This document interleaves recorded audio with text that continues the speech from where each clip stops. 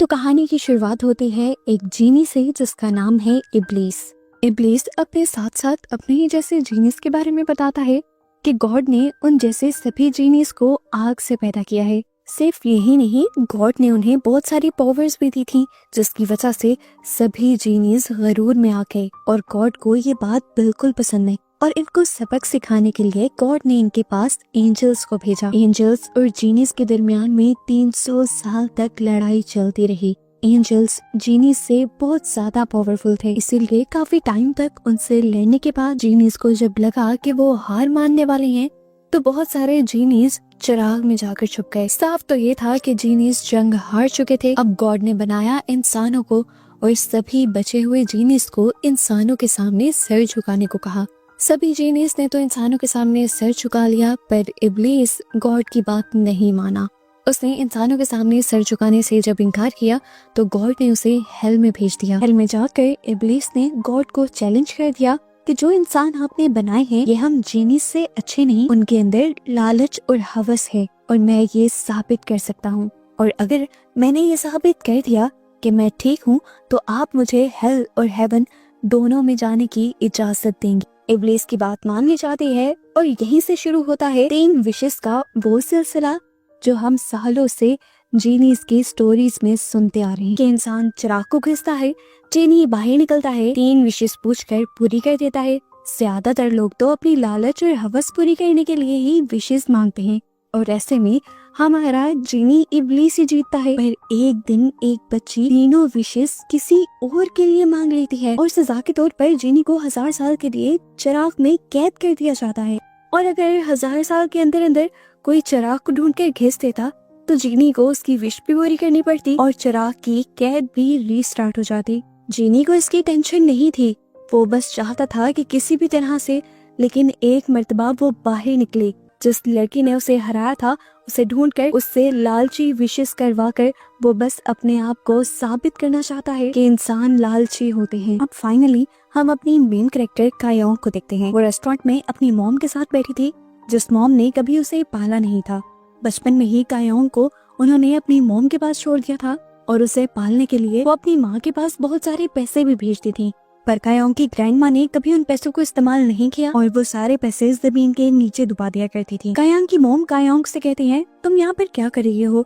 तुम्हारे पास इतना पैसा है, तुम्हें जॉब करने की क्या जरूरत है और तुम यहाँ तक कैसे पहुँची? वो अपनी सारी स्टोरी सुनाती है तो उसके बाद उसकी मॉम उसके हाथ पे लगे हुए कट को नोटिस कर लेती है। वो उससे पूछती है कि तुम्हें ये कट कैसे लगा? तो कायोंग उन्हें बताती है कि मुझे बचपन से ही इमोशंस कंट्रोल करने का बहुत ज्यादा इशू रहा है। मेरे जिद्दीपन और गुस्से की वजह से टीचर्स ने भी मुझे कुछ पढ़ाने और सिखाने से मना कर दिया था। वो बताती है कि मुझे लोगों को टॉर्चर करके मजा आता था, इसलिए मुझे बायोलॉजी की क्लास पसंद थी क्योंकि उसमें फ्रॉग का डाइसेक्शन करना होता है। मैं रोज 2 से 3 फ्रॉग्स मार दिया करती थी और फिर एक दिन मैं जब उस फ्रॉग को काटने लगी तो ग्रैंड माँ ने मेरे हाथ पर ही कट लगा दिया। मुझे इतना गुस्सा आया कि मैं ग्रैंड माँ का गला दबाने लगी। ग्रैंड माँ ने भी मेरा गला दबाते हुए मुझे समझाया कि जैसे इस टाइम मुझे दर्द हो रहा है, मुझे गुस्सा आ रहा है, ऐसे ही उस फ्रॉग को भी दर्द हो रहा होगा। और उस टाइम उन्होंने मुझे सिखाया कि मुझे चाहे जितना भी गुस्सा आ रहा हो उसे कंट्रोल करते हुए मुझे सबके साथ प्यार से रहना है और किसी के साथ कुछ बुरा नहीं। ये स्टोरी सुनाने के बाद कायोंग अपनी मॉम से कहती है कि आपने तो मुझे छोड़ दिया लेकिन मेरी ग्रैंड माँ ने मुझे सब कुछ सिखाया है। मैंने आज तक किसी को नुकसान नहीं पहुंचाया और ये बात साबित कर देती है कि अब मुझे आपकी जरूरत नहीं है, इसीलिए अच्छा होगा कि आप मेरी लाइफ से निकल जाएं। इसके बाद कायोंग यहाँ से चली जाती है और सैर करने के लिए दुबई के सहरा में आ जाते हैं। सभी बहुत ज्यादा खुश थे क्योंकि यहाँ पर एक टोर्नेडो बना हुआ था। सबको लग रहा था कि यहाँ पर एक जीनी नाच रहा है, पर कायोंग को जरा भी एक्साइटमेंट नहीं होती। वो लोगों से अकेले होकर चलना शुरू कर देती है और ऐसे में एकदम से उसका पाँव एक चिराग से टकरा जाता है। वो उसे उठाकर देखती है, हिलाती है और एकदम से उसके अंदर से जीनी निकलकर उसके सामने आ जाता है। उसे डरना चाहिए था, घबराना चाहिए था, लेकिन वो तो ऐसे खड़ी रही जैसे उसके साथ कुछ हुआ ही ना हो। ये जीनी इब्लीस ही था और कायोंग को देखकर वो समझ गया कि पिछले जन्म में वो कायोंग की ही वजह से इस चिराग में कैद हुआ था और आज उस बात को 963 साल गुजर गए थे। इब्लीस बहुत ज्यादा खुश था कि उसे कायोंग ने ही आजाद किया है और अब वो जल्द ही कायोंग से अपने किए का बदला लेकर अपने आप को सही साबित करके यहाँ से चला जाएगा हेवन में। कायोंग को उसकी बातों पे बिल्कुल इंटरेस्ट नहीं था। वो यहीं पर चिराग फेंकती है और यहाँ से चली जाती है और जब अपने होटल रूम में पहुंचती है तो उसका वेलकम बहुत सारे बाल करते हैं। ये सारे इब्लीस के बाल थे। इब्लीस को देखकर वो उसे कहती है यहाँ से चला जाए, लेकिन इब्लीस जाने के बजाय ठेठ बनकर उसे अपनी कहानी सुनाने लग जाता है कि किस तरह उसने 900 साल उस कैद के अंदर गुजारे। वो कहता है कि पहले 600 साल तो मैंने बड़े आराम से गुजारे, लेकिन इस दौरान मैंने अपने बालों से बनी हुई एक क्रिएचर सईद को डिफरेंट टाइमलाइंस पे भेजा तुम्हें ढूंढने के लिए। मेरी गॉड से शर्त लगी है कि मैं तुम्हें बुरा इंसान साबित करूंगा और उसके बाद मैं बिल्कुल आजाद हो जाऊंगा और फिर मैं हेवन और हेल कहीं पर भी जा सकूंगा। ये सब बातें करते हुए हम देखते हैं कि कायोंग शॉपिंग करने के लिए निकली हुई और इब्लीस से भी बातें कर रही थी। अब क्योंकि इब्लीस किसी और को नजर नहीं आ रहा था, इसीलिए सब लोग कायोंग को पागल समझ रहे थे। एक टाइम आता है कि कायोंग उसकी बातों से अक जाती है और वो उसके चिराग को जाकर समुंदर में फेंक देते हैं। पर जितनी भी मर्तबा उसने इस चिराग को अपने से दूर करने की कोशिश की थी, इब्लीस बार बार उसके सामने आ जाया करता था। आखिर वो उससे पूछ लेती है कि तुम चाहते क्या हो। इब्लीस कहता है कि तुम बस 3 विशेस मांगो और उसके बाद मैं आजाद हो जाऊंगा। अब कायोंग उससे सवाल करते हैं, क्या तुम उड़ सकते हो? ये सुनते ही इब्लीस उसे अपनी करीब खींच लेता है और हवाओं में उड़ाते हुए एक टॉवर के ठीक ऊपर ले जाता है। जहाँ जाते ही कायोंग इब्लीस को धक्का दे देती है और उसकी इस हरकत से इब्लीस को इतना ज्यादा गुस्सा आ जाता है कि वो आकर उसका गला पकड़ लेता है। कायोंग मरते हुए भी हंस रही थी। बताती है कि मुझे मरने से बिल्कुल डर नहीं लगता, बल्कि मैं तो चाहती हूँ कि कोई मुझे मार ही दे। उस समय इब्लीस उसे यहाँ से नीचे फेंक देता है और वो गिरते हुए भी हंस ही रही होती है। इब्लीस देख लेता है कि ऐसे तो ये लड़की सीधी होगी नहीं, इसीलिए जमीन पर गिरने से ठीक पहले वो उसे बचा लेता है और उससे कहता है कि अगली मर्तबा तुमने ऐसी कोई हरकत की तो मैं तुम्हें छोड़कर दुनिया के सभी इंसानों को मार दूंगा। खैर अगले दिन कायोंग अपने घर वापस आ जाते हैं और सब उसे देखकर बहुत ज्यादा हैरान होते हैं, क्योंकि इस मर्तबा उसके साथ एक लड़का भी था। लड़का कौन था? ये इब्लीस ही था। वो भी हैरान हो गई कि इब्लीस इन सबको कैसे नजर आ रहा है। उसे गुस्सा आया और वो अपने गैराज के अंदर चली गई। वो इब्लीस को मारना चाहती थी, लेकिन उतने ही टाइम में उसकी ग्रैंडमा आ गई उसे पूछने के लिए कि तुम किस लड़के के साथ आई हो। यहाँ पर वो ग्रैंडमा को इब्लीस के बारे में बताना चाहती थी, पर वो नोटिस कर लेती है कि अब इब्लीस तो ग्रैंडमा को नजर ही नहीं आ रहा। वो उसके साथ गेम खेल रहा है। वो जब चाहे किसी को अपने आप को दिखा सकता है और जब चाहे गायब कर सकता है। कायोंग का गुस्सा इतना ज्यादा बढ़ जाता है कि वो अपनी घड़ी कानों पे लगाकर सुनने लग जाती है और पता चलता है कि ऐसा करने को भी उसकी ग्रैंड माँ ने ही उसे कहा था। बचपन में जब उसे बहुत ज्यादा गुस्सा आता था तो ग्रैंड माँ ने ही उसे गुस्से को कंट्रोल करने के लिए उसकी घड़ी के साउंड को सुनने को कहा था। फ्लैशबैक में दिखाया जाता है कि ग्रैंड माँ ने उसके गुस्से को काफी अच्छे से कंट्रोल किया था, उसका बहुत ज्यादा ख्याल रखा था और उसे पढ़ाया लिखाया भी खुद ही था। प्रेजेंट सीन में हम देखते हैं कि इब्लीस ग्रैंड माँ को दोबारा नजर आने लग जाता है। ग्रैंड माँ उससे उसके पेरेंट्स के बारे में और उससे उसकी पढ़ाई के बारे में सवाल करने लग जाती हैं। इन बातों का इब्लीस के पास कोई जवाब नहीं होता तो वो यहाँ से गायब हो जाता है। इब्लीस को अभी तक कायोंग की समझ नहीं आ रही थी। कोई भी आम इंसान इस वक्त तक सारी विशेष मांग लेता और उसने तो अभी तक रिस्पॉन्स भी नहीं किया था। वो सईद से कायोंग के बारे में सर्च करने को कहता है और उन्हें पता चलता है कि कायोंग साइकोपैथ है। इब्लीस को समझ नहीं आती साइकोपैथ क्या होते हैं, तो कायोंग उसे साइकोपैथ की कुछ तस्वीरें दिखाता है और ऐसे वो और भी ज्यादा डरने लग जाता है कायोंग से। यहाँ हमें दिखाया जाता है कि कायोंग भी अपनी फ्रेंड को इब्लीस के बारे में बता रही थी, लेकिन वो ये सच्चाई छुपा जाती है कि इब्लीस एक जिन है। इब्लीस के बारे में इतनी सारी बातें सुनने के बाद उसकी फ्रेंड उसे मशवरा देती है कि तुम उससे दूर ही रहना, पर इब्लीस उसका कहाँ पीछा छोड़ने वाला था। वो दोबारा उसकी वर्कशॉप के अंदर आ जाता है और कायोंग को आजमाने के लिए वो उसकी वर्कशॉप के अंदर आग लगा देता है। इस टाइम कायोंग को बहुत ज्यादा गुस्सा आ रहा था। वो अपने रूम से बाहर निकलकर इब्लीस को मारने लग जाती है और इब्लीस को समझ आ जाती है कि ये लड़की तो उसके बस से बाहर है। अब उसके गैराज में आग लगी देखकर सभी लोग यहाँ पर फायर फाइटर्स को बुला लेते हैं, लेकिन फायर फाइटर के आने से पहले ही यहाँ की सारी आग बुझ चुकी थी, क्योंकि ये आग इब्लीस की लगाई हुई थी और उसी ने बुझा दी थी। इसके बाद कायोंग अपनी फ्रेंड के साथ डिनर करने के लिए चली जाती है और इनकी बातों से हमें पता चलता है कि कायोंग की रूटीन बहुत ज्यादा फिक्स है। वो हर वेडनेसडे को यहाँ पर डिनर करती है और वो जो काम रूटीन में कर रही होती है उसे कभी नहीं छोड़ती। यहीं रेस्टोरेंट में इतनी ही देर में वाटर डिस्पेंसर से इब्लीस निकल कर उसे कहता है, सॉरी मैंने तुम्हारी वर्कशॉप में आग जो लगाती थी पर अब देखो, मैंने तुम्हारी पूरी वर्कशॉप को ठीक कर दिया है। कायोंग उसे कोई जवाब नहीं देती क्योंकि उसने नोटिस कर लिया था कि इस टाइम इब्लीस सिर्फ उसे ही नजर आ रहा है। रेस्टोरेंट से बाहर निकलकर वो इब्लीस को एक हेयर क्लिप लेकर देती है और कहती है कि जिस टाइम तुम सिर्फ मुझे ही नजर आ रहे होगे उस टाइम इस क्लिप को अपने सर पर लगा लेना, नहीं तो पहले की तरह मुझे लोग पागल समझेंगे। इब्लीस एक्साइटेड हो जाता है और कहता है, क्या मैं ये मान लूं कि ये तुम्हारी पहली विश है? कायोंग कहती है, बिल्कुल नहीं, मेरी पहली विश ये है कि मैं तुम्हें 5 लोगों के नाम दूंगी और तुम्हें साबित करना होगा कि उन 5 में से कम 3 इंसान लालची हैं, क्योंकि तुम तो साबित ये करने आए हो कि इंसान लालची हैं। लेकिन मेरी ग्रैंड माँ कहती हैं कि इंसान बहुत अच्छे और नेक दिल होते हैं। उसने फिर उन 5 लोगों के नाम बता भी दिए थे जो उसी के इर्द गिर्द उसके बहुत करीब रहा करते थे। इब्लीस इस विश को लेकर बहुत ज्यादा परेशान था कि अगर वो साबित ना कर पाया कि इंसान लालची हैं, तो फिर क्या होगा? गॉड के सामने भी हार जाएगा क्योंकि लड़की भी उससे बाकी विशेष नहीं मांगेगी। वो कायोंग के बारे में और जानने के लिए उसके पूरे पास्ट में जाता है और उसे पता चलता है कि कायोंग बहुत ही ज्यादा नरम दिल है। इसके बाद वो प्रेजेंट में दोबारा कायोंग के पास आता है और उससे कहता है कि जिन लोगों को तुमने जज करने का काम दिया है, अगर उनके दिल में हुआ कि उन्हें कोई विश नहीं मांगनी तो मैं उन्हें नजर नहीं आ सकूंगा। इसके बाद वो कायोंग को लेकर एक बहुत बड़ी बिल्डिंग के पास आ जाता है। कायोंग पूछते हैं, यहाँ क्या करने आए हैं हम? तो इब्लीस कहता है कि यहाँ से हम एक ऐसा पेन लेने के लिए आए हैं जो हमेशा सच ही लिखता है। उनकी बातों के दौरान ही यहाँ पर आ जाता है इजराइल और इब्लीस कायोंग को कहता है, मैं तुम्हें नीचे गिराने लगा हूँ और जब ये तुम्हें बचाने के लिए आए तो तुम इसका एक पंख तोड़ लेना। इब्लीस के कायोंग को नीचे गिराते ही इजराइल उसे बचाने के लिए खुद भी कूद जाता है और अपने पंखों के जरिए उड़ते हुए उसे बचा भी लेता है और सेफ्टी से नीचे भी ले आता है।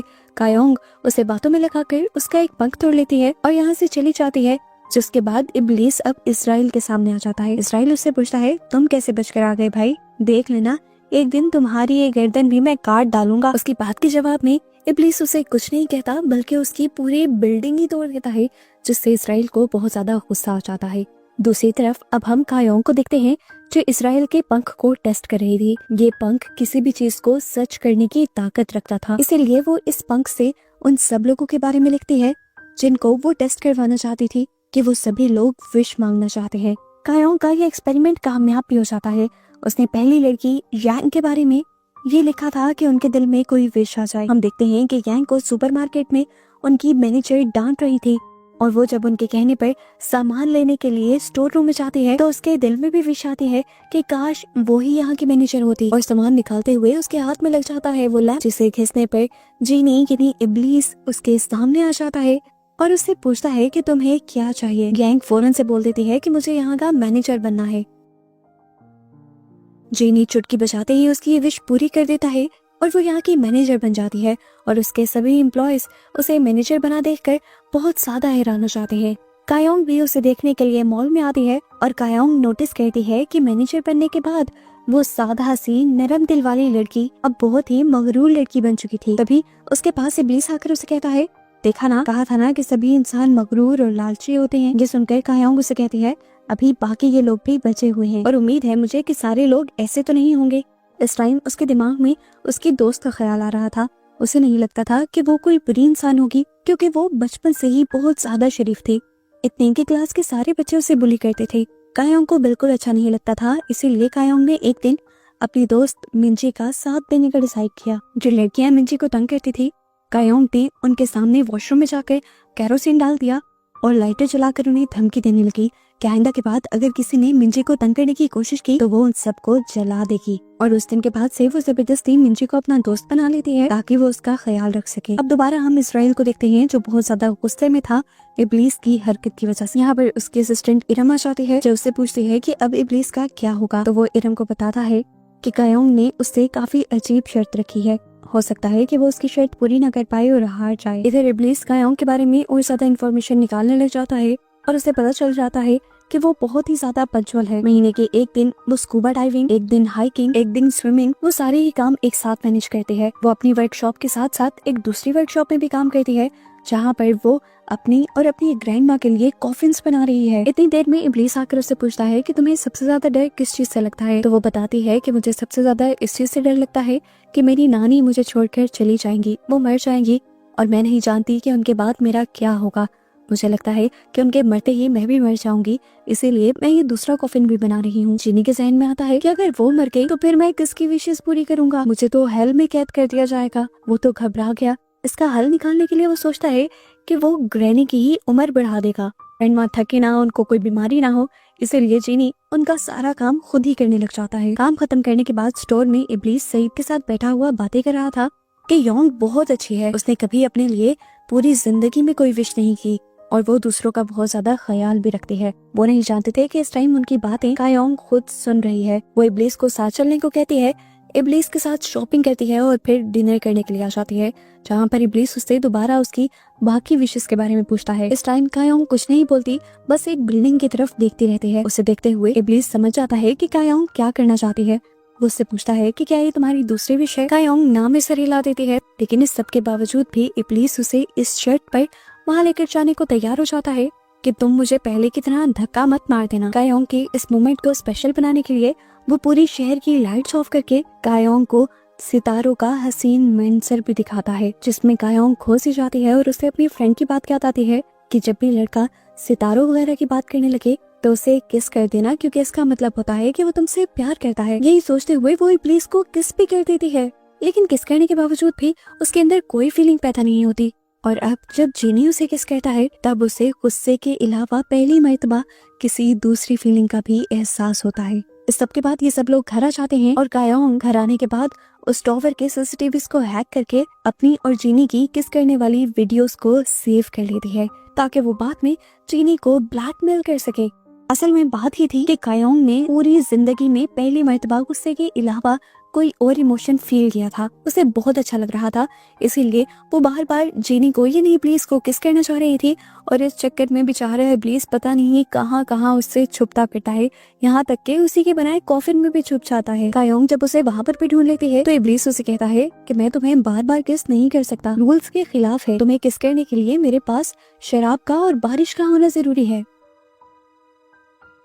अब कायोंग उसकी बात सुनकर फाइनली उसकी जान छोड़कर चली जाती है, लेकिन अब इब्लीस परेशान था क्योंकि कायोंग बहुत ज्यादा उसके पीछे पड़ी हुई थी। सईद जब ये बातें सुनता है तो बहुत ज्यादा हंसता है और इब्लीस के दांतों का भी मजाक उड़ाता है जो उसने 1000 साल से साफ नहीं किए थे। ये जानकर तो इब्लीस को खुद भी अपने आप से घिन आने लग जाती है और वो मिंजे के पास यानी कायोंग की दोस्त के पास ही दांत साफ करवाने के लिए चला जाता है। अब वो दांत तो साफ करवा देता है, लेकिन बाद में उसकी जेब से पैसे ही नहीं निकलते।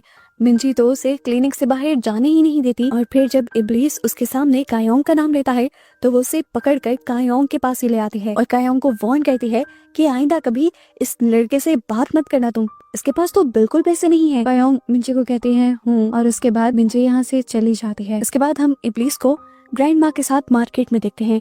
वो हर टाइम ग्रैंड माँ की रखवाली करता था। अब बाजार में उसका कोई क्लिप चुरा लेता है जो उसे कायोंग ने दिया था।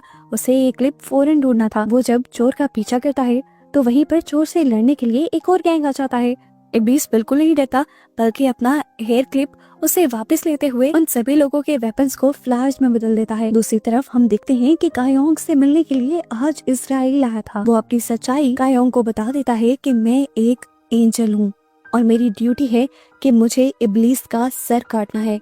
जिस दिन भी वो किसी इंसान के सामने सर झुकाएगा मैं उसका सर काट दूंगा। तुम्हें बस इतना बताने के लिए आया हूँ कि तुमने अपनी बाकी दोनों विशेष भी नेकी के लिए मांगनी है ताकि वो इंसानों के सामने हार जाए। उसकी बातें सुनकर कायोंग उसे गुस्से में यहाँ से भाग जाने को कह देती है।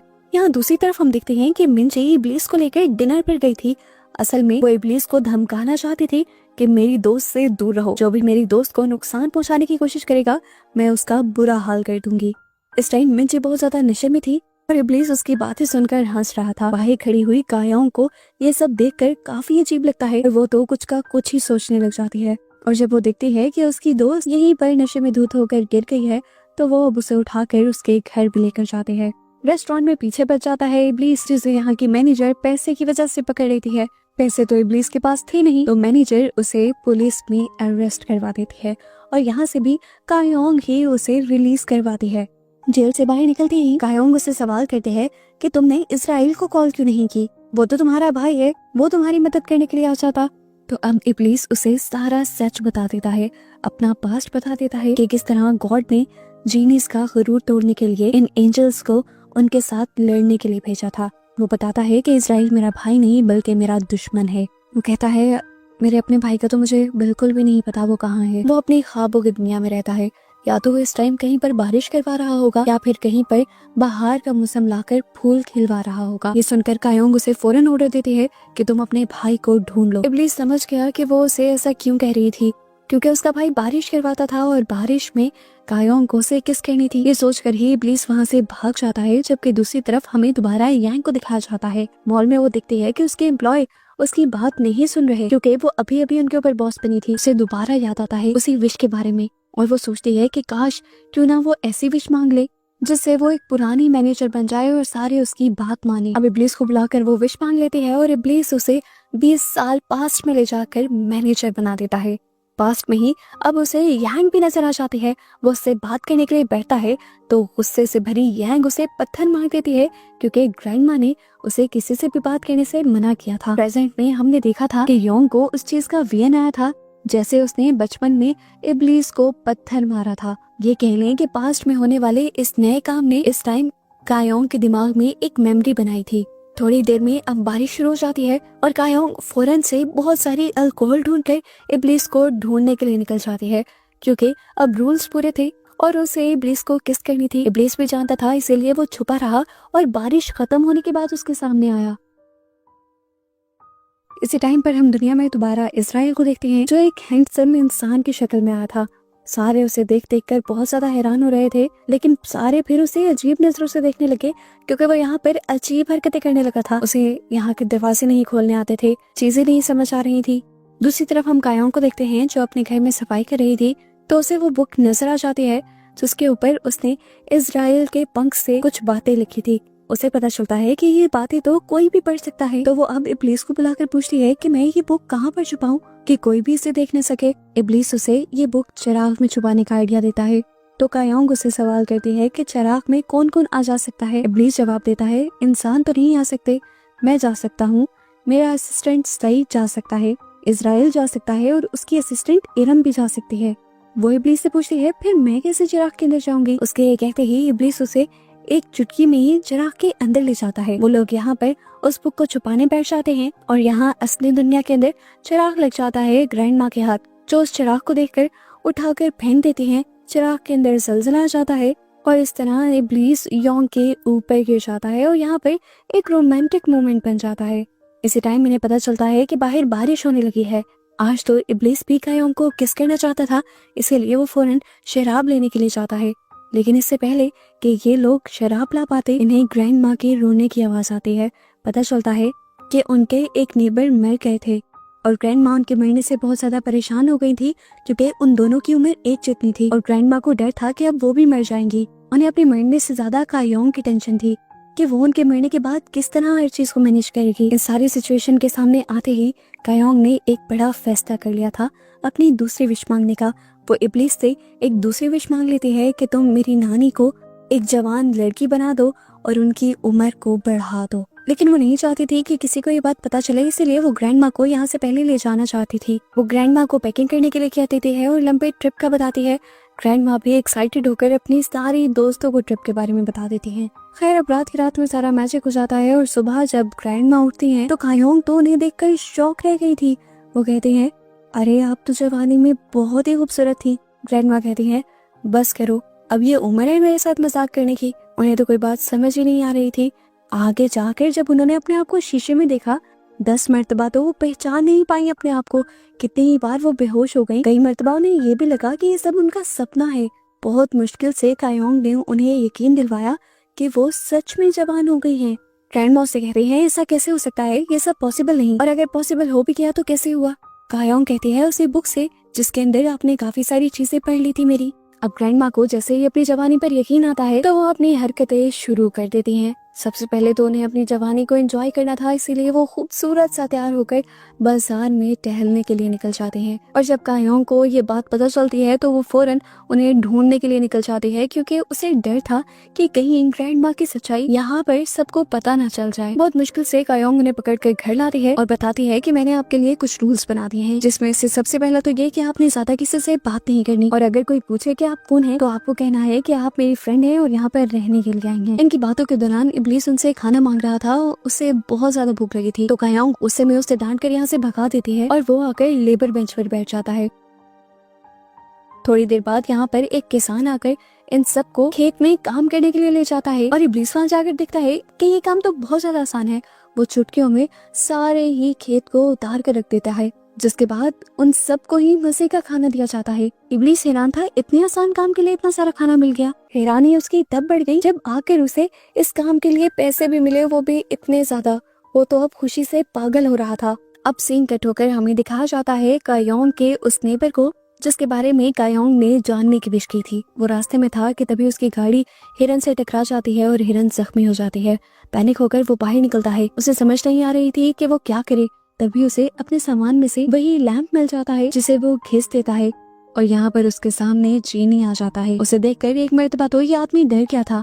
इब्लीस उसे अपने होने का यकीन दिलवाता है तो शांति से कहता है, अच्छा चलो, अगर मैं मान भी लूं कि तुम एक जीनी हो तो इस हिरन को ठीक करके दिखाओ। अब अपने मैजिक से इब्लीस उसे ठीक कर देता है तो शांति गुस्से से पागल होने लगता है क्योंकि अपनी उसने एक विश जाया कर दी थी। घर आने पर इब्लीस देखता है कि कायोंग ने पूरे घर में कैमरास लगा दिए थे ताकि वो ग्रैंड माँ के ऊपर नजर रख सके। जबकि ग्रैंड माँ तो बाहर गार्डन के अंदर जमीन खोदकर पैसे ढूंढने की कोशिश कर रही थी जो वो कायोंग के बचपन से ही जमीन के नीचे दफन करती आ रही थी। कायोंग उन्हें आकर बताती है, आपको वो पैसे नहीं मिलेंगे क्योंकि मैंने पहले ही वो पैसे निकाल कर स्टॉक मार्केट में इन्वेस्ट कर दिए हैं। दूसरी तरफ अब हमें दूसरी लड़की दिखाई जाती है जिसके बारे में जानने के लिए कायोंग ने विश की थी। उसका बॉस उसे डांट रहा था और वो रोने लग गई थी। वो विश करती है कि काश कायोंग जितने पैसे उसके पास भी होते। और तभी उसके बर्तनों के अंदर वो लैंप आ जाता है जिसे वो धोने के लिए जब खींचती है तो सामने आ जाता है उसके इब्लीस जो उससे विश मांगने को कहता है और वो यहाँ पर विश मांग देती है कि कायोंग के सारे पैसे उसके अकाउंट में आ जाएं।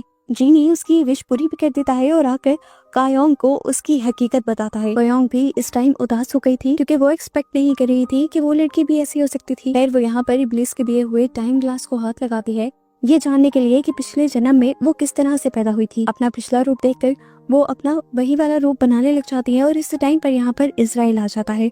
उसे कहता है कि मैं तुम्हें दिखा सकता हूँ कि पिछले जन्म में तुम कैसी थी और कैसे मरी। कायोंग को तो फजूल ही उसके ऊपर गुस्सा आ गया था।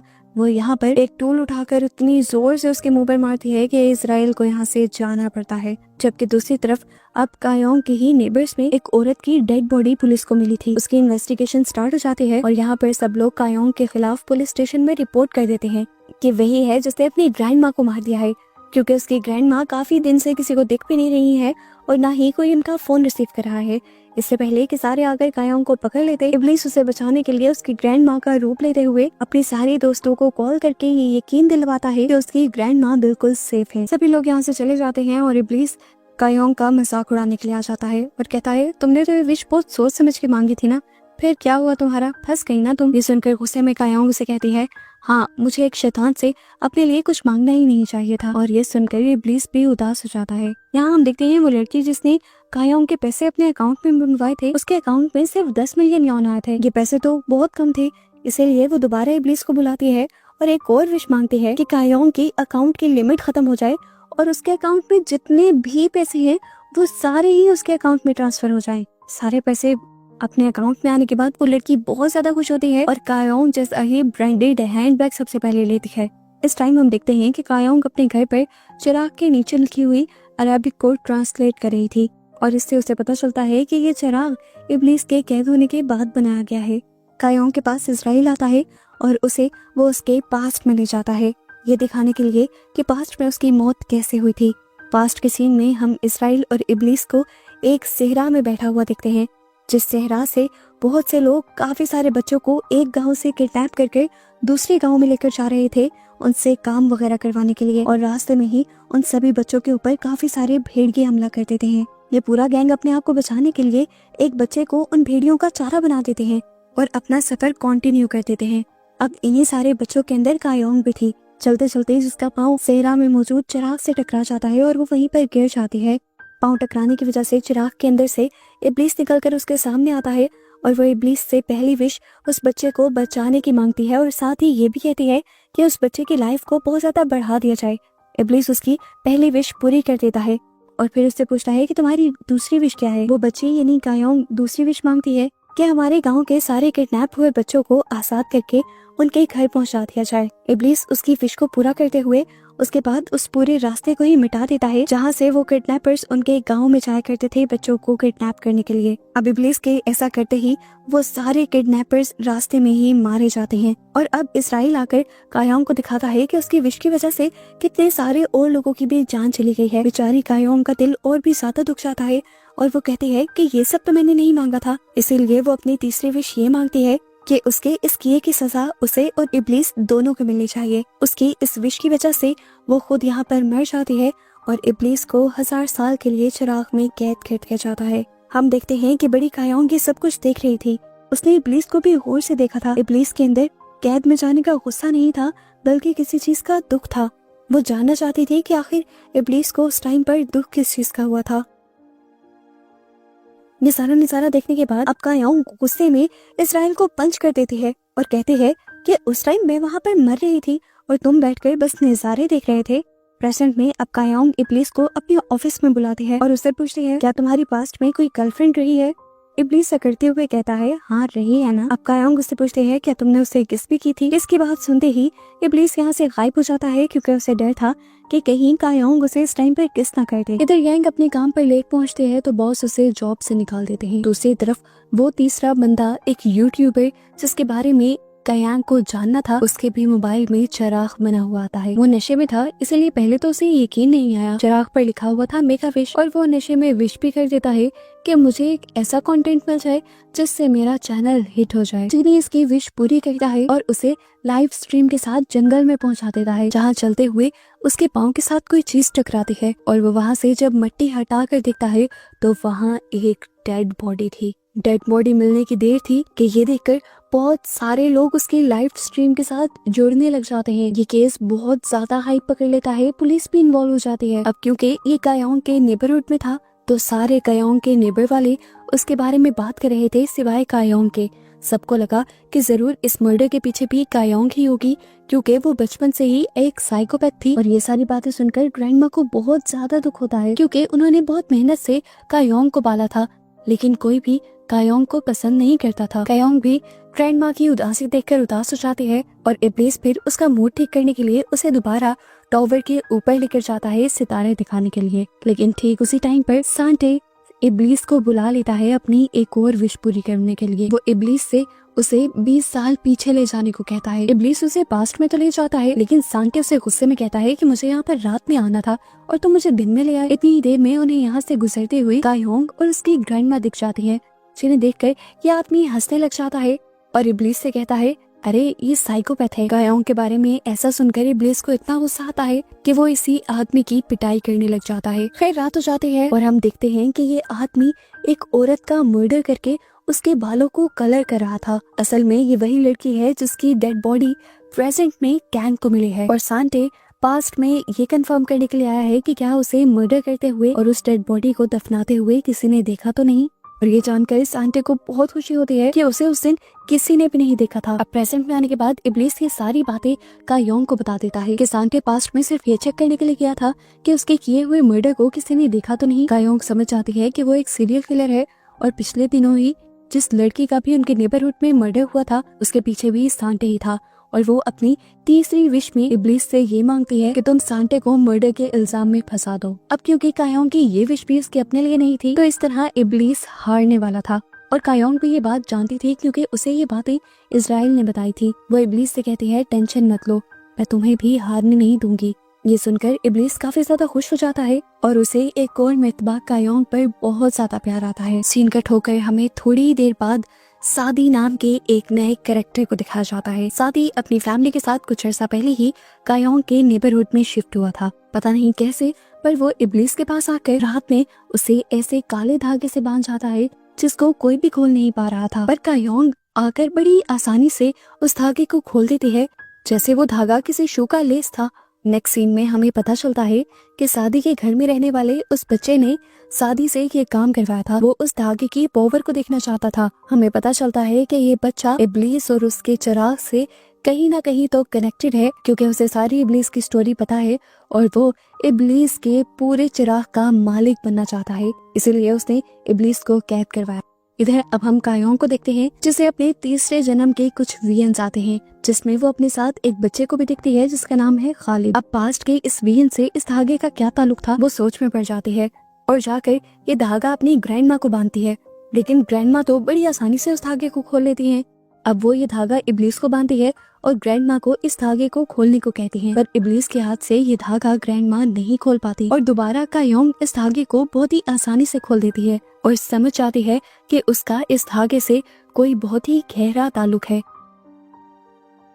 इस धागे की कहानी जानने के लिए इब्लीस कायोंग को दुबई लेकर जाने का फैसला करता है। जाना तो उन दोनों को अकेले था, लेकिन कायोंग अपने साथ सभी को ले जाती है ताकि वो भी वहां जाकर एंजॉय कर सके। दुबई में जाकर वो एक खास किस्म के वास को जब रगड़ता है तो उसके अंदर से एक जीनिया बाहर निकलती है।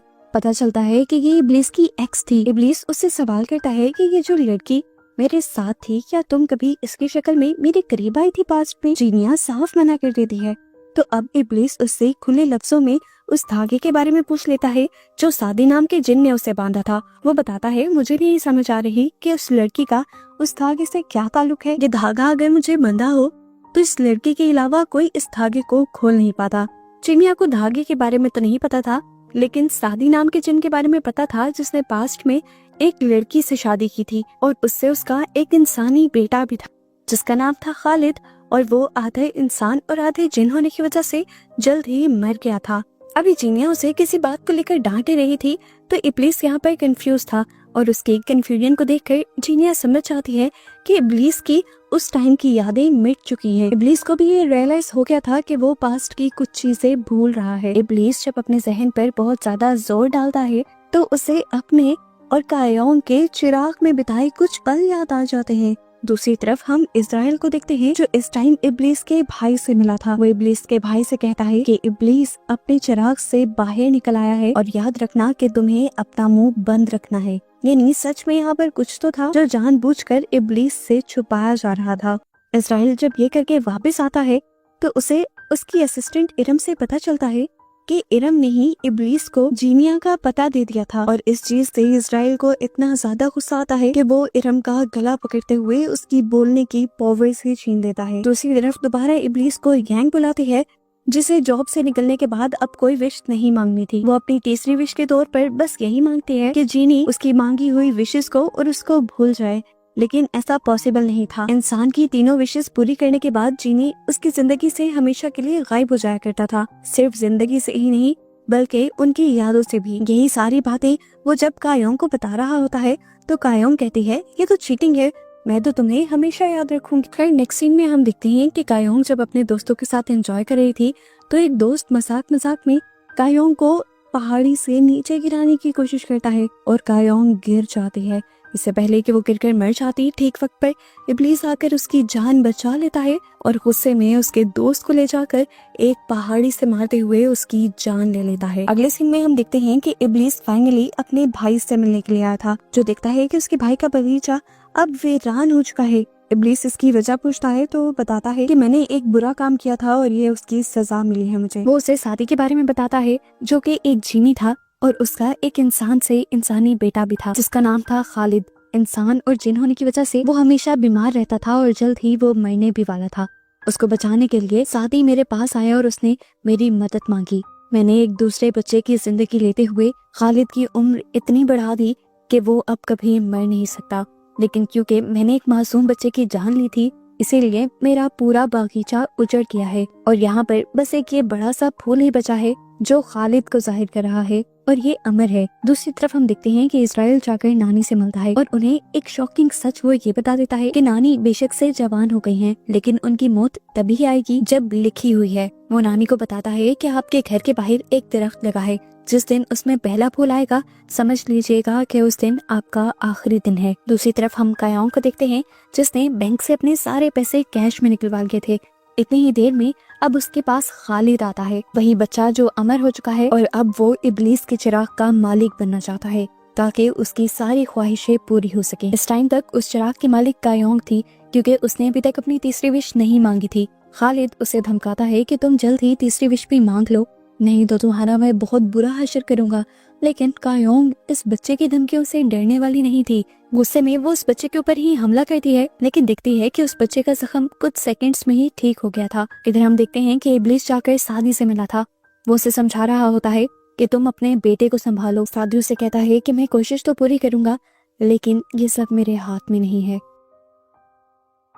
इधर हम देखते हैं कि जब कायोंग वो सारे पैसे लेकर घर आ रही थी तो उसके पीछे कुछ लुटेरे पड़ जाते हैं। योंग जब उनको अपना बैग नहीं देती तो लुटेरे उसके ऊपर हमला कर देते हैं और इस टाइम दोबारा उसकी जान बचाने के लिए उसका हीरो इब्लीस यहाँ आ जाता है और वो सभी को हेल की सैर करवा देता है। सभी लोग बहुत ज्यादा डर गए थे। हेल में तो वो कायोंग को भी लेकर गया था, लेकिन कायोंग घबराती नहीं। जिसके बाद इब्लीस सबको लेकर वापस जमीन पे आ जाता है और कायोंग इब्लीस के साथ उसके चिराग के अंदर जाती है। एक हाइलाइटर लेते हुए वो चिराग के अंदर लिखी हुई बहुत सी चीजों को हाईलाइट करती है और पता चलता है कि ये सब कुछ इब्लीस ने ही लिखा हुआ था, लेकिन अब उसे याद भी नहीं था। ये सारी चीजें अरबी में लिखी हुई थी, जिसका मतलब इन लोगों को नहीं आता था। इसीलिए ये लोग यहाँ पर इजराइल को, सईद को और इरम को बुला लेते हैं। सईद और इजराइल तो कुछ नहीं बोलते, पर इरम जो झूठ नहीं बोल सकती थी वो यहाँ अपनी जुबान काट देती है। ये लोग समझ गए थे कि कुछ तो बहुत बड़ी गड़बड़ है जो सब छुपाना चाह रहे हैं।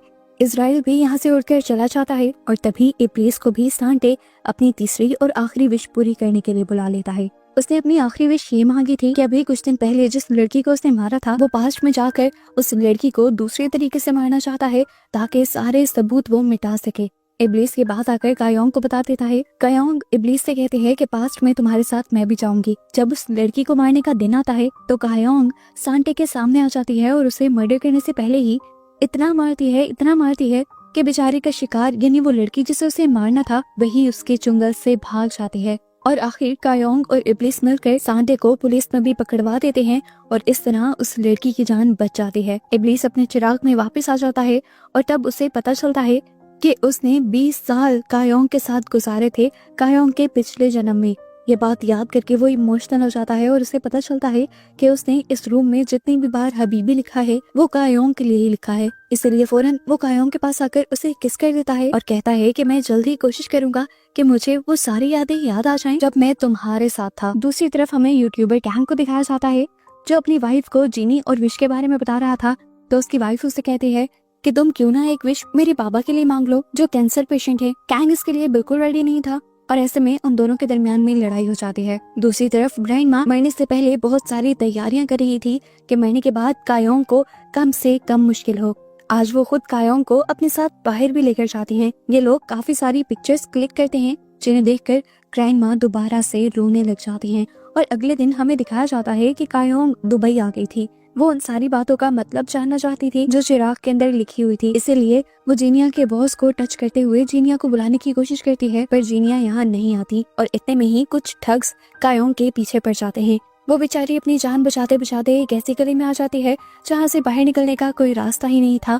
और इस टाइम जीनिया आकर उसकी उन सब लोगों से जान बचाते हुए उसे अपने वास के अंदर ले जाती है। वो जीनिया से अपने और इब्लीस के पास्ट के बारे में पूछती है तो जीनिया से बताती है कि तुम दोनों एक दूसरे से बहुत ज्यादा प्यार करते थे, यहाँ तक कि इब्लीस ने सिर्फ तुम्हारे लिए एक पूरे शहर को भी तबाह कर दिया था। वो तुमसे इतना प्यार करता था कि उसने तुम्हारे अलावा आज तक किसी को हबीबी ना कहा है और ना लिखा है। यहाँ दूसरी तरफ हम यूट्यूबर को देखते हैं जिसकी वाइफ बहुत ज्यादा गुस्से में आ गई थी और वो उसका यूट्यूब चैनल ही डिलीट कर देती है। उसे इतना ज्यादा गुस्सा आता है कि वो कंट्रोल भी नहीं कर पाता। ऐसे में वो इब्लीस को बुलाकर अपनी दूसरी विश उससे मांग लेता है कि उसने अपनी वाइफ को चिराग और जीनी के बारे में जो कुछ भी बताया था वो भूल जाए। इब्लीस उसकी ये विश भी पूरी कर देता है।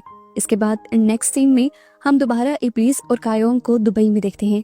ये दोनों जब एक साथ थे तो इब्लीस को काफी सारे फ्लैशबैक्स आ रहे थे, यानी पुरानी यादें याद आ रही थी। इस टाइम पर जीनिया इन दोनों के ऊपर बारिश भी करवा देते हैं ताकि इब्लीस कायोंग को किस कर सके। इब्लीस ने आज कायोंग को सरप्राइज देने के लिए बहुत प्यारी सी जगह भी डेकोरेट की हुई थी। कायोंग कहती है इतनी प्यारी जगह डेकोरेट कर ली, कपड़े देखे हैं हमारे। उसके ये कहते ही इब्लीस ताली बजाते हुए उन दोनों के ही कपड़े चेंज कर देता है। जिसके बाद कायोंग से पूछती है क्या तुम्हें डांस आता है। इब्लीस को डांस नहीं आता था, इसीलिए कायोंग खुद उसे डांस सिखाने लग जाती है और ये दोनों एक दूसरे के साथ टाइम को भूल ही जाते हैं। दूसरी तरफ कोरिया के अंदर हम देखते हैं कि ग्रैंड माँ की एक फ्रेंड को ग्रैंड माँ के ऊपर शक होने लगा था। उन्हें कहीं ना कहीं समझ आ रही थी कि कायोंग की जो जवान दोस्त उनके घर में रहती है वो असल में ग्रैंड माँ ही है। और वो ये बात साबित करने के लिए आधी रात को उसके घर में भी घुस जाती है और उसका पका खाना टेस्ट करके समझ जाती है कि वो जवान लड़की ग्रैंड माँ ही है और जरूर उन्होंने अपने आप को जवान करने के लिए कोई ना कोई काला जादू किया है। इतने में ही जवान ग्रैंड माँ भी उसके सामने आ जाती है और वो उससे झगड़ने लग जाती है कि तुमने क्या किया है अपने साथ। बातों ही बातों में वो ओल्ड लेडी ग्रैंड माँ के कंधे पे बना हुआ बर्थ मार्क भी देख लेती है और उसका शक यकीन में बदल जाता है। अब वो बच्चा खालिद जो उनके नेबर्स में रहता था, उसे इस सारे मामले का पता चल जाता है। वो जानता था कि ये औरत जाकर जरूर इस सारे मामले के बारे में बाहर लोगों में अफवाह फैला देगी और सारे फिर उस चिराग के पीछे पड़ जाएंगे। और ऐसा वो चाहता नहीं था। चिराग का मालिक वो खुद बनना चाहता था, इसीलिए वो फैसला करता है कि वो ग्रैंड माँ की उस फ्रेंड को ही मरवा देगा। इधर इब्लीस और कायोंग ने जब डांस खत्म किया तो इब्लीस को पानी में हुन नामी उस बच्चे की परछाई नजर आई जिसकी जिंदगी लेकर उसके भाई ने खालिद को अमर किया था। उस बच्चे की सोल आज तक इस दुनिया में भटक रही थी, सिर्फ इब्लीस को सच्चाई बताने के लिए। वो इब्लीस को उसका सारा पास्ट याद दिलवा देता है और बताता है कि तुम चिराग के अंदर उस दिन कैद नहीं हुए थे जिस दिन कायोंग ने तुम्हें और खुद को सजा देने की विश मांगी थी, और ना ही उस दिन कायोंग मरी थी। कायोंग ने उसके बाद भी लंबी जिंदगी गुजारी थी और तुम दोनों 20 साल बाद दोबारा मिले थे। कायोंग को देखते ही तुमने उसे पहचान लिया था। तुम्हें उससे प्यार पहले ही हो चुका था। वो किडनैपर्स कायोंग को किडनैप करके दूसरे शहर में भी ले आए थे, जहाँ पर कायोंग ने अपनी जान उनसे तो बचा ली थी, पर अब वो खजूरें बेच बेच कर एक ऊंट खरीदने की तैयारी कर रही थी ताकि वो अपने मुल्क में वापस जा सके। इब्लीस उसके सामने आते ही उसे काफी सारे सोने के सिक्के देता है तो कायोंग बहुत ज्यादा खुश हो जाती है और रात में अपनी सारी खजूरें गरीबों में बांट देती है। कायोंग बहुत ज्यादा खुश थी। इब्लीस के दिए हुए सोने के सिक्कों को लेकर वो एक ऊंट खरीदने जा ही रही होती है कि उसके ऊपर कुछ लुटेरे हमला कर देते हैं और तभी इब्लीस आकर बेदर्दी से उन लुटेरों को मार देता है और सोने के सिक्के कायोंग को वापस कर देता है और उससे वादा करता है कि मैं तुम्हें तुम्हारे मुल्क वापस जरूर ले जाऊंगा। ये सुनकर कायोंग बहुत ज्यादा खुश हो जाती है। यहाँ पर हमें पता चलता है कि खालिद कायोंग के नेबर्स में रहता था। कायोंग को खालिद बहुत ज्यादा पसंद था। अब क्योंकि वो काफी ज्यादा बीमार रहता था, इसीलिए कायोंग उसके लिए जड़ी बूटी लेकर आई थी जिसे खाकर वो ठीक हो सके। खालिद उसके पीछे इब्लीस को भी देख लेता है और इब्लीस से रिक्वेस्ट करता है कि तुम मुझे पूरी तरह जीनी क्यों नहीं बना देते। इब्लीस खालिद को समझाता है कि मैं ऐसा नहीं कर सकता, जिसकी वजह से खालिद को गुस्सा आ जाता है और वो मासूम सा बच्चा उस दिन के बाद से ईवल बन जाता है, यानी शैतान बन जाता है। यहाँ पर हमें दिखाया जाता है कि अब इब्लीस कायोंग को लेकर अपने चिराग के अंदर रहने लगा था। कायोंग के साथ टाइम गुजारकर उसे बहुत अच्छा लगता था। उसने इजराइल का एक पंख भी चुराया हुआ था जिसके जरिए वो अपने चिराग में हर बार कायोंग के बारे में कुछ न कुछ लिखता रहता था। लेकिन फिर एक दिन उसकी ये आजादी खत्म हो जाती है क्योंकि उसका चिराग एक इंसान के हाथ लग जाता है, उसी आदमी के हाथ लग जाता है जो बच्चों को किडनैप करके इस शहर में लाया करता था। वो आदमी इस चिराग को घिस कर इब्लीस को बुला लेता है और उससे पहली विश मांगता है कि उसे बहुत ज्यादा अमीर कर दिया जाए। इब्लीस उसकी पहली विश पूरी कर देता है, लेकिन उसके बावजूद भी शहर के लोग उसे इज्जत नहीं देते क्योंकि वो एक अच्छा इंसान नहीं था। इसी गुस्से में वो आदमी अपनी दूसरी विश इब्लीस से ये मांगता है कि जो लोग उसे नफरत की नजरों से देख रहे हैं वो सब के सब मर जाएं, और इब्लीस उसकी ये ख्वाहिश भी पूरी कर देता है। शाम में अब वो आदमी कायोंग के पास आता है क्योंकि कायोंग ने उसे एक दिन खजूरें खिलाई थी। वो कायोंग को बहुत सारे पैसे देना चाहता था, पर कायोंग मना कर देती है और कहती है कि मैं अपनी मेहनत करके ही खाती हूँ। ये सुनकर उस आदमी की अना को बहुत ज्यादा ठेस पहुंचती है और उससे बदला लेने के लिए वो दोबारा इब्लीस को बुला लेता है और उससे अपनी तीसरी विश मांगता है कि इस लड़की को यानी कायोंग को मेरा बना दिया जाए क्योंकि मैं इसे पैसों से नहीं खरीद पा रहा। ना चाहते हुए भी इब्लीस को उसकी ये विश भी पूरी करनी पड़ती है। जैसे ही वो आदमी अब कायोंग के करीब जाने वाला था तो इब्लीस को काफी गुस्सा आ रहा था। वो उसे रोकने के लिए आगे जाने ही वाला था कि तभी खालिद ने उसके पाँव में वो धागा बांध दिया। उस जादुई धागे की वजह से इब्लीस आगे नहीं बढ़ पाता और अब इब्लीस से बदला लेने के लिए खालिद सभी लोगों को बता देता है कि कायोंग इस शैतान से प्यार करती है। ये सुनकर कायोंग का जो नया मालिक था उसे इतना गुस्सा आ जाता है कि वो कायोंग के पेट में तलवार स्टैब कर देता है। कायोंग अब मरने वाली थी। इब्लीस को ये देखकर बहुत ज्यादा बुरा लग रहा था। अब क्योंकि उस आदमी की तो तीनों विशेष पूरी हो गई थी तो इब्लीस उस आदमी का गुलाम नहीं रहा था। वो यहाँ पर खड़े सभी लोगों से कहता है कि जो भी चिराग को घिसकर सबसे पहली विश कायोंग को जिंदा करने की मांगेगा, मैं उसे दुनिया की सारी चीजें दे दूंगा। लेकिन लोग तो लालची थे। एक आदमी जल्दी से उस चिराग को घिसता भी है, लेकिन वो सबसे पहले अपने आप को अमीर करने की और दूसरी बार में बहुत सारा खजाना मांगने की विश मांग लेता है। तीसरी विश के टाइम इब्लीस उसकी दोबारा मिन्नतें करता है कि तुम कायोंग की जिंदगी मांग लो, मैं तुम्हें सब कुछ दे दूंगा। लेकिन वो आदमी फिर भी इब्लीस की बात नहीं सुनता और इस शहर में सोने की बारिश करवाने की विश करता है। ना चाहते हुए भी इब्लीस को उसकी तीसरी विश पूरी करनी पड़ती है और यहाँ पर कायोंग मर जाती है। इब्लीस गुस्से से पागल हो चुका था। कायोंग के मरते ही उसने शहर वालों से बदला लेने के लिए पूरे शहर को ही मार दिया और यही वो असल वजह थी जिसकी वजह से पूरी जिंदगी के लिए इब्लीस को उसके चराग में कैद किया गया था। सीन्स दोबारा प्रेजेंट में आते हैं और हमें दिखाया जाता है कि उनके सोल की सारी कहानी इब्लीस को दिखा रही थी और सुना रही थी और सारी सच्चाई इब्लीस को बताने के बाद अब उसकी सोल हेवन के अंदर चली जाती है। दूसरी तरफ हमें कायोंग के घर पर दिखाया जाता है कि वो ओल्ड लेडी सभी लोगों को इकट्ठा कर कायोंग के घर पहुंच चुकी थी क्योंकि वो सबको कायोंग के ग्रैंडमा की सच्चाई बताना चाहती थी। जब उस ओल्ड लेडी को कायोंग और ग्रैंडमा घर पे नहीं मिलते तो वो सबको उनके खेतों में जाने को कहती है और तभी रास्ते में ही खालिद का आदमी उस लेडी को अपनी कार से हिट करते हुए मार देता है और उस सच्चाई को वहीं पर दबा देता है। अब क्योंकि ग्रैंडमा अपने घर पर सेफ नहीं थी इसीलिए कायोंग उन्हें इब्लीस के चिराग के अंदर ले आती है। ग्रैंडमा को यहाँ छोड़ने के बाद कायोंग अपने सारे पैसे लेकर उस लड़की के पास जाती है जिसने विश मांगी थी कि कायोंग के पैसे उसके पास आ जाएं और वो ये पैसे देकर उस लड़की की आखिरी विश खरीद लेती है। ये विश क्या थी इसका हमें आगे जाकर पता चलेगा। इधर हमें यूट्यूबर को दिखाया जाता है जिसकी वाइफ अब चैनल के डिलीट होने पर रो रही थी क्योंकि उसे याद ही नहीं रहा था कि ये चैनल उसने खुद डिलीट किया था। अपनी वाइफ को अपने लिए परेशान होता देखकर उस यूट्यूबर को गिल्ट होने लगता है और आखिर वो अपनी आखिरी विश को इस्तेमाल करता है अपनी वाइफ की ख्वाहिश पूरी करने के लिए, उसके डैड को ठीक करने के लिए। गैंग की वाइफ को जब ये बात पता चलती है कि उसके डैड का कैंसर खत्म हो गया है तो वो बहुत ज्यादा एक्साइटेड हो जाती है और आकर अपने हस्बैंड के गले लग जाती है और इसी सब के दौरान उन्हें उनके यूट्यूब चैनल का पासवर्ड भी याद आ जाता है और ऐसे इनकी लाइफ दोबारा से सेट हो जाती है। दूसरी तरफ अब हमें दिखाया जाता है कि खालिद को जुनून आ गया था कि उसे इब्लीस को अपना गुलाम बनाना है और उसके चिराग को अपना बनाना है। इसीलिए वो इब्लीस को उसी धागे से कैद कर देता है और यहाँ पर अपने डैड सादी को भी मार देता है और फिर वो आता है कायोंग के पास। वो कायोंग को अपने लोगों के जरिए डरा धमका कर कहता है कि अपनी आखिरी विश मांगो और इब्लीस को आजाद कर दो। पर कायोंग उसकी धमकियों में कहाँ आने वाली थी। कायोंग यहाँ से गायब हो जाती है और पहुंच जाती है इब्लीस के पास। ऐसा हुआ था असल में उसकी दोस्त की विश की वजह से जो उसने पैसे देकर खरीद ली थी। इब्लीस के पास जाकर वो इब्लीस के धागे खोल देती है और इब्लीस को आजाद करवा देती है जिसके बाद उन्हीं धागों से इब्लीस अपनी तलवार को मजबूत कर लेता है और चला जाता है अपने भाई के पास उसके बागीचे के आखिरी फूल को तोड़ने के लिए जो जाहिर कर रहा था खालिद को। जबकि यहाँ हम देखते हैं कि इजराइल इरम के जरिए इब्लीस का चिराग खालिद को दे देता है। खालिद उसके अंदर से कायोंग की ग्रैंडमा